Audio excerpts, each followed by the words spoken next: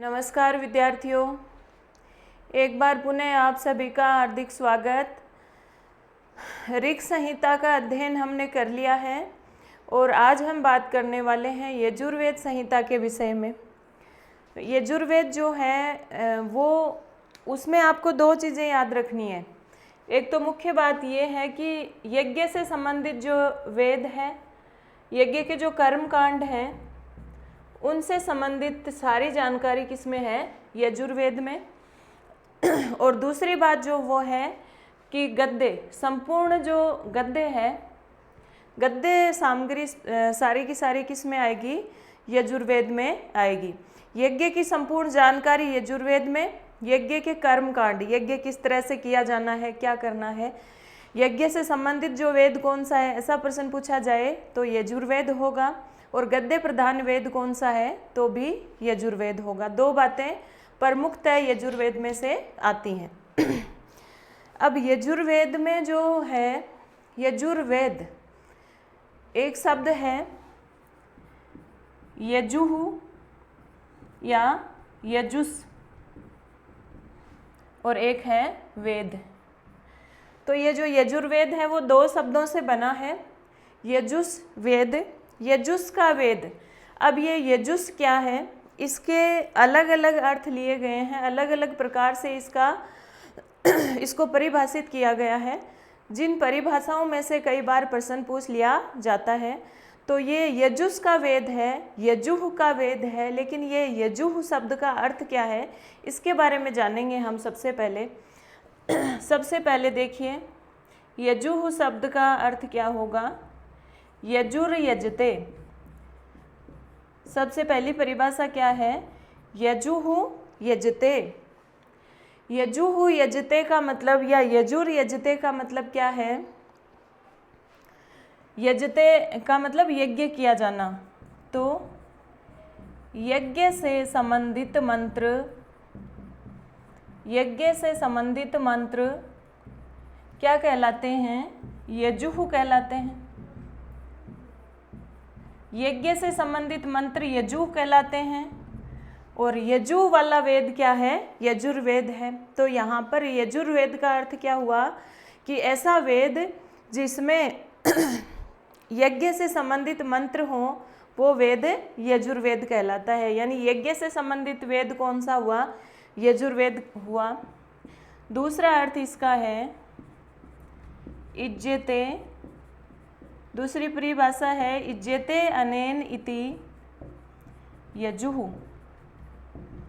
इज्जते मतलब यज्ञ किया जाता है, इज्जते यज्ञ किया जाता है, अनेन जिसके द्वारा, जिन मंत्रों के द्वारा यज्ञ किया जाता है वो क्या कहलाते हैं? यजुः कहलाते हैं। जिन मंत्रों के द्वारा यज्ञ किया जाता है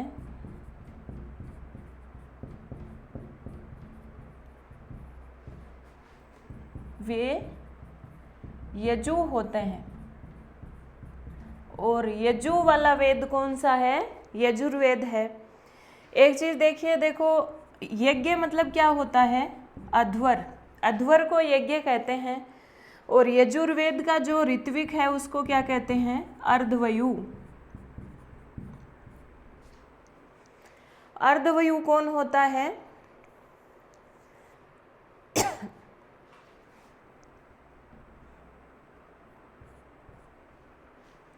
अर्धवयु यजुर्वेद का जो ऋत्विक होता है वो अर्धवयु होता है। अब बात ये आती है, इस तरह से है ये अध्वर्यु। अध्वर मानी यज्ञ और अध्वर्यु कौन है? यजुर्वेद का ऋत्विक अध्वर्यु होता है। तो अध्वर से ही अध्वर्यु बना है। मतलब कहने का मतलब ये है कि यजुर्वेद के ऋत्विक को अध्वर्यु क्यों कहते हैं? क्योंकि यजुर्वेद पूरा का पूरा अध्वर से संबंधित है, यज्ञ से संबंधित है, इसीलिए यजुर्वेद का जो ऋत्विक है वो अध्वर्यु कहलाता है। अध्वर शब्द से अध्वर्यु बना है और अध्वर शब्द का अर्थ क्या है? यज्ञ है। यानी यज्ञ का निष्पादक और संचालक अध्वर्यु कहलाता है। जैसे कि यास्क ने भी कहा है, यास्क ने निर्वचन किया है ना सभी शब्दों का, तो अध्वर्यु का जो निर्वचन किया है वो क्या किया है, अध्वरम युनक्ति या अध्वरस्य नेता, यानी अध्वरस्य युनक्ति अध्वरस्य नेता, यानी यज्ञ का अध्वर का जो संचालक है या यज्ञ का जो निष्पादक है, जो नेता है, वो क्या कहलाता है, अध्वर्यु कहलाता है। और वो अध्वर्यु किस वेद का ऋत्विक है, यजुर्वेद का है। क्यों है, क्योंकि यजुर्वेद में पूरा का पूरा यज्ञ से संबंधित बातें बताई गई है। अगली परिभाषा है अनियत अक्षर अवसानो यजुः। अनियत अक्षर अवसानो यजुः। अनियत अक्षर अवसानो यानी वे मंत्र जिनमें अक्षरों की नियतता नहीं होती, अक्षरों की निश्चितता नहीं होती। जो मंत्र होते हैं और जो गीत होते हैं उनमें तो अक्षर नियत होते हैं, लेकिन जो यजुर्वेद के मंत्र हैं उनमें अक्षरों की नियतता नहीं होती। कितने अक्षर हैं ऐसा कोई बंधन नहीं होता उन्हें मंत्रों में। इसीलिए तो यजुर्वेद किससे संबंधित है, गद्य से संबंधित है, गद्य प्रधान है। क्योंकि आपको पता है पद्य में तो अक्षरों की नियमितता रहती है, नियतता रहती है, लेकिन गद्य में अक्षरों की नियतता नहीं रहती। तो अक्षरों की नियतता से, निश्चितता से रहित मंत्र यजुः कहलाते हैं। और यजुः वाला वेद कौन सा है, यजुर्वेद है। यानी यजुर्वेद में जो मंत्र हैं उनमें अक्षरों की निश्चितता नहीं रहती, अक्षर नियत नहीं रहते कि किस मंत्र में कितने अक्षर होंगे, ऐसी कोई बाध्यता अनिवार्यता नहीं होती है। अगली जो परिभाषा वो है से यजुः। से यजुः का मतलब ये है कि ऋग्वेद के जो पद्यात्मक मंत्र हैं, जो ऋचाएँ हैं, और सामवेद के जो गीत हैं, उनको छोड़कर जो बचे हुए मंत्र हैं वो क्या कहलाते हैं, यजुष कहलाते हैं, यजुर्वेद के कहलाते हैं। तो पद्यात्मक भाग एवं गीत के अलावा संपूर्ण गद्यात्मक मंत्र यजुः कहलाते हैं। यानी यजुर्वेद जो है वो किस प्रकार का वेद है, पद्यों को छोड़कर और गीतों को छोड़कर बचे हुए जो मंत्र हैं वो यजुः कहलाते हैं। यानी गद्यात्मक भाग है वो यजुर्वेद में आता है। और एक इसकी परिभाषा है एक प्रयोजनम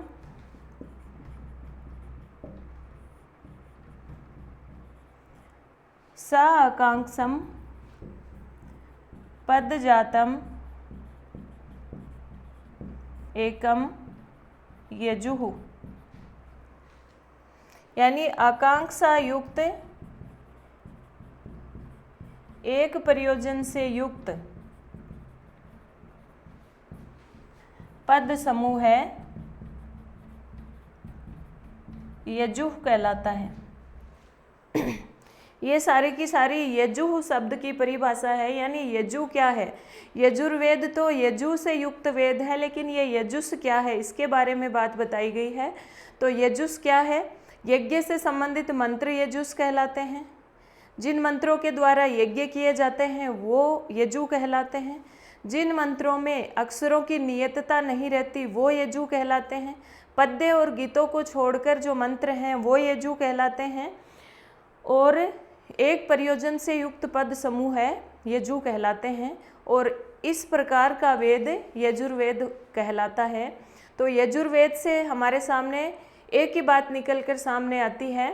पहली बात तो इसमें जो मंत्र हैं उनमें अक्षरों की नियतता नहीं रहती, मतलब गद्य प्रधान वेद है, यानी पद्य की बात नहीं है, इसमें गद्य की बात है। और दूसरी बात यह है कि यजुर्वेद में यज्ञ से संबंधित सारे के सारे कर्म कांड आ जाते हैं। तो याज्ञिक कर्म कांड है वो किस वेद में आते हैं? यजुर्वेद में आते हैं। चलो अब बात ये आती है यजुर्वेद के अंतर्गत कुछ और महत्वपूर्ण बातें हम देखते हैं। यानी जो अन्य वेद हैं, सामवेद, ऋग्वेद वगैरह, उनका आधार कौन सा वेद है? यजुर्वेद है। कैसे है देखिए। आचार्य जो सायण हैं, सर्ववेद भाष्यकार, सर्ववेद भाष्यकार कौन है? आचार्य सायण। उन्होंने क्या कहा है देखो यजुर्वेद के बारे में। आचार्य सायण ने सबसे पहले किस पर भाष्य लिखा है? हम देख चुके हैं, तैत्तिरीय संहिता पर भाष्य लिखा है सबसे पहले। तो आचार्य सायण ने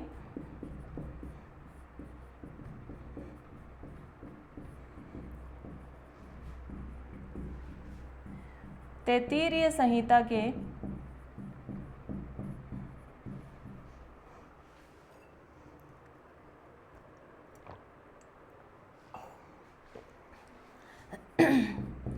भाष्य की भूमिका में कहा है, यह भी एक आया हुआ प्रश्न है परीक्षा में। तैत्तिरीय संहिता के भाष्य की भूमिका में कहा है, भीति स्थानियो यजुर्वेदम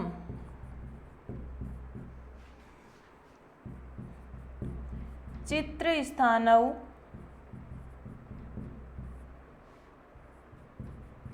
इतरऊ।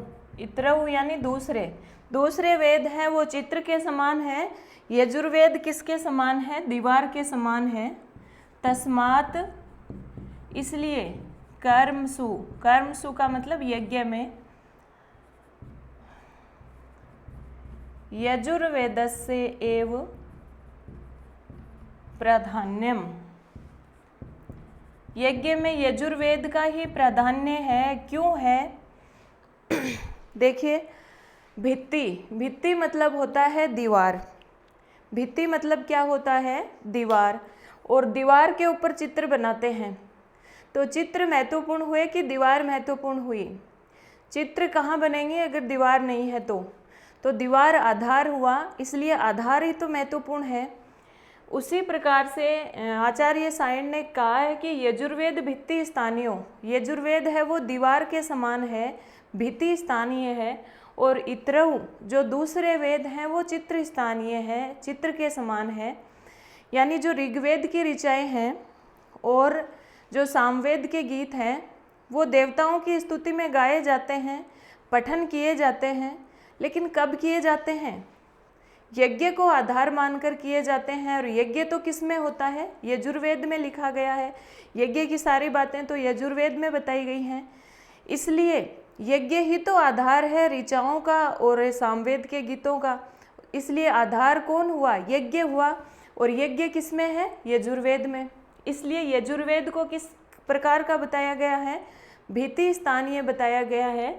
और इतरऊ दूसरे वेद हैं वो चित्र स्थानीय बताए गए हैं, चित्र के समान बताए गए हैं, क्योंकि इन दूसरे वेदों का जो आधार है वो क्या है? यजुर्वेद ही है।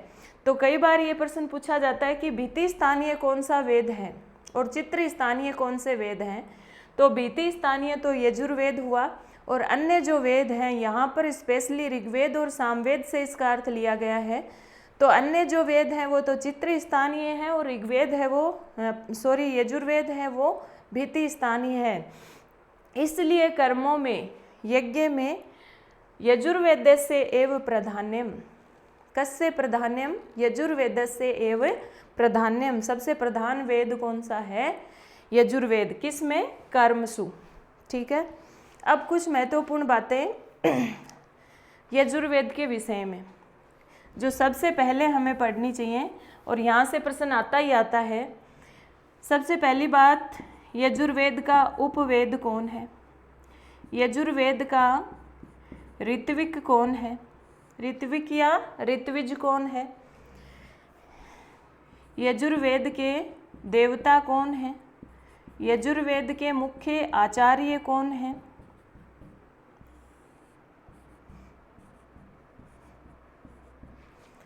और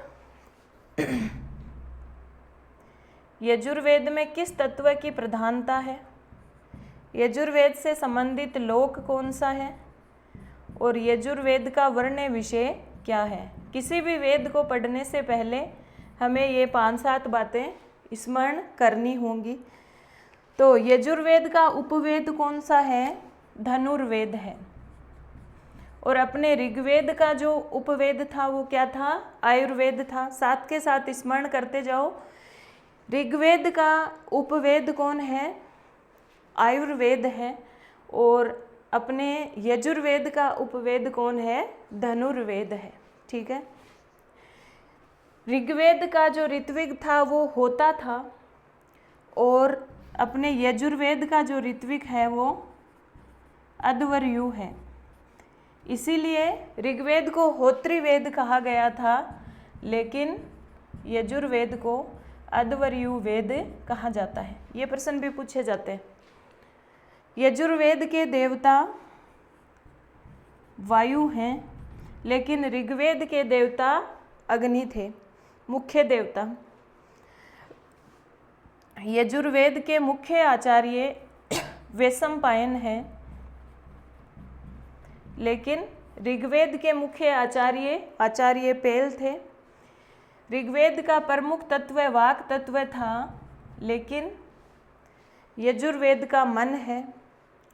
ऋग्वेद का लोक भूलोक था, लेकिन यजुर्वेद का अंतरिक्ष लोक है। ऋग्वेद का वर्ण विषय ज्ञान था, लेकिन यजुर्वेद का वर्ण विषय यज्ञ है। दोनों को कंपैरेटिवली याद कर लीजिए। ऋग्वेद का उपवेद आयुर्वेद, यजुर्वेद का उपवेद धनुर्वेद। ऋग्वेद का ऋत्विक होता, इसलिए ऋग्वेद को होत्रिवेद भी कहते हैं, लेकिन यजुर्वेद का ऋत्विक अध्वर्यु है, इसलिए यजुर्वेद को अध्वर्यु वेद भी कहते हैं। ऋग्वेद के देवता प्रमुख देवता अग्नि थे, यजुर्वेद के वायु हैं। ऋग्वेद के आचार्य पेल थे, यजुर्वेद के मुख्य आचार्य वैशंपायन हैं। ऋग्वेद में मुख्य तत्व था वाक तत्व था, वाक तत्व की प्रधानता थी, लेकिन यजुर्वेद में मन तत्व की प्रधानता है। ऋग्वेद का लोक भूलोक था, लेकिन यजुर्वेद का लोक अंतरिक्ष लोक है। ऋग्वेद का वर्ण विषय क्या था? ज्ञान था, लेकिन यजुर्वेद का वर्ण विषय यज्ञ है। ठीक है। तो ये तो हुई यजुर्वेद के विषय में कुछ सामान्य बातें। अब यजुर्वेद 2 भागों में बटा है, कृष्ण यजुर्वेद और शुक्ल यजुर्वेद। तो कृष्ण यजुर्वेद की शाखाएं कौन सी हैं? शुक्ल यजुर्वेद की शाखाएं कौन सी हैं? किस प्रकार से उनका विभाजन हुआ है? कितने मंडल हैं, कितने अनुवाक हैं और क्या क्या हैं, कितने कांड हैं? इन सारी बातों का अध्ययन हम हमारी अगली कक्षा में करेंगे। तब तक के लिए आप इन्हें रिवाइज करते रहिए और अच्छी तरह से अध्ययन कीजिए, क्योंकि बहुत ही अच्छा विषय चल रहा है वैदिक संहिताएं, और बहुत ही इंटरेस्टिंग और रुचिकर प्रकरण है ये। और सभी परीक्षाओं में इनमें से एक प्रश्न आता ही आता है। तो मन लगाकर अध्ययन कीजिए, क्योंकि परीक्षाओं का दौर चल रहा है। धन्यवाद। जयतु संस्कृतम जयतु भारतम।